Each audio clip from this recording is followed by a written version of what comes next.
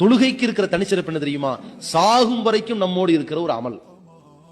இந்த வணக்கம் இருக்கிறதே அது ஏழைக்கும் பணக்காரனுக்கும் பொதுவான அமல். இந்த வணக்கம் இருக்கிறதே அது ஆணுக்கும் பெண்ணுக்கும் பொதுவான அமல். இந்த வணக்கம் இருக்கிறதே உடல்நிலை சரியில்லாதவனுக்கும் சீராக இருப்பவனுக்கும் பொதுவான அமல். இந்த வணக்கம் உள்ளூரில் இருப்பவனுக்கும் வெளியூரில் இருப்பவனுக்கும் பொதுவான அமல். தொழுதுதான் ஆகணும். பாபுது ரப்பக்க ஹத்தா ஏத்தியக்கல் யக்கீன், சாகும் வரைக்கும். யக்கீன்னா என்னது? உறுதி வரும் வரை, அந்த மரணம் வரும் வரை உன் இறைவனை வணங்கு என்கிற தொழுகை இருக்கு பாருங்க. அது நம்மகிட்ட இருந்தால் அது போதும். அது எல்லா அமல்களையும் கொஞ்சம் கொஞ்சமா தக்க வைத்துக் கொண்டே இருக்கிற இந்த தொழுகை, அதில் நாம் தோழமையோடு இருக்க வேண்டும்.